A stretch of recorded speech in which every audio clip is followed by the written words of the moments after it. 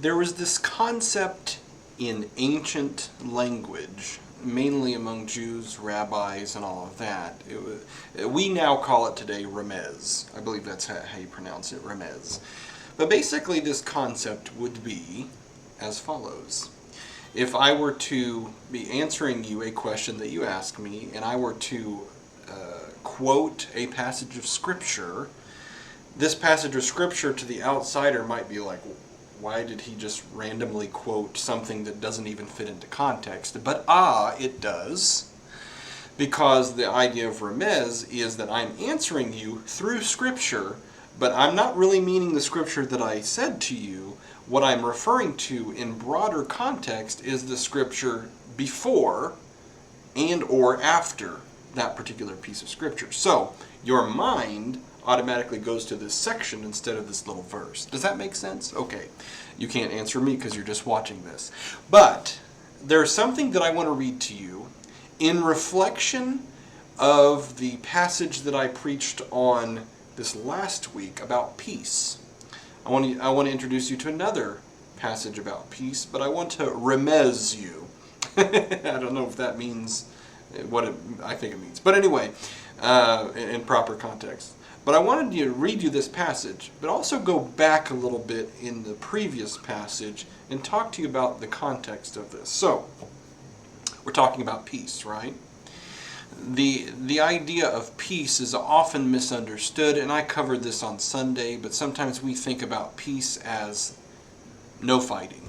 You know, we're not fighting in wars, we're not fist fighting each other, we're not yelling at each other, there's no physical conflict. This idea of peace goes much further, though, and it was misunderstood even back then in ancient times when the biblical authors wrote the different parts of what we call the Bible. And peace to them was something that was a little bit scary, and let me explain. In the New Testament period of time, when we're looking at the time of Christ and the time of Paul, and we're getting almost into the 70s AD, late 60s. Let's just say late 60s for now. There was this time called the Pax Romana. I've talked about this before. It was a time in which the Romans could record unprecedented amounts of peace. Peace, no fighting. Peace, everyone's getting along. Not really. Because the peace coming from the Romans was thumb in the back. You say anything against the government, you're going to be beheaded or burnt on a stake. Basically, everyone was just to keep their mouths shut. And that was peace. And from the outside, actually, it kind of was. Because really, there was no fighting. There wasn't a whole lot of wars. There were some skirmishes here and there, but that's just common because where you get people, you get conflict. But now we're seeing something, Pax Romana, it's just unprecedented. Like, you can't record a major war, some little skirmishes, but that's it. But the people knew that this was an artificial peace, because it was a peace based on rule, on oppression, on don't open your mouth or you're going to be executed, those kind of things. We see the crosses all over the place, crucifixions, we see burning at the stake, and so on and so forth. And then Paul is writing to these early churches, and this particular one in Colossae, the letter to the Colossians is what we see. And actually the letter of Colossians was also to another area, Laodicea, but we won't get into that. But this area, he's trying to talk to them in the midst of their quivering and being afraid of the government because it's getting intense with the amount of peace they're experiencing. He's telling them that you can have true peace through Jesus Christ. Let me read this for you. Verse 15 in chapter 3. So Colossians 3:15 says, "Let the peace of Christ rule in your hearts, since as members of one body," this is the unity idea, "you are called to peace, and be thankful." So he's asking us to be thankful with this peace. Could you imagine how that would have sounded if you used the word peace and thankful in the same sentence? So it kind of opens up something, doesn't it? But let's go before that.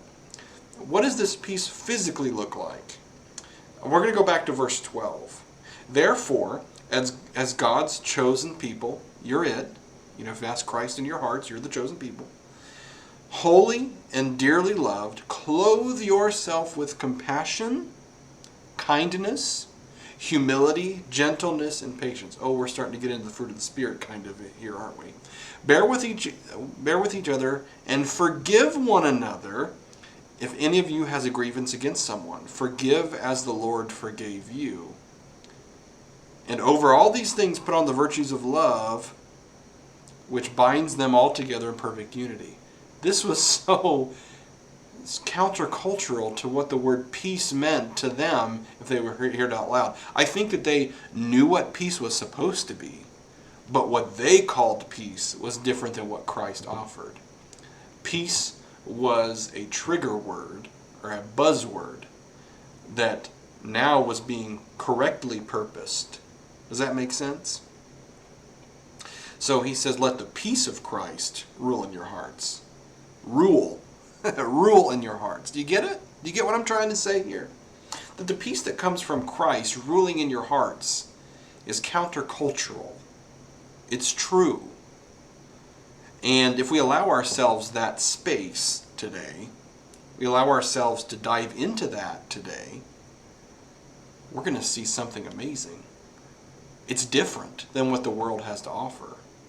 The world tells us that peace is just keep your mouth closed and don't say anything. But the peace of Christ is unifying. It's not dividing. I hope you learned something today. Have a great day.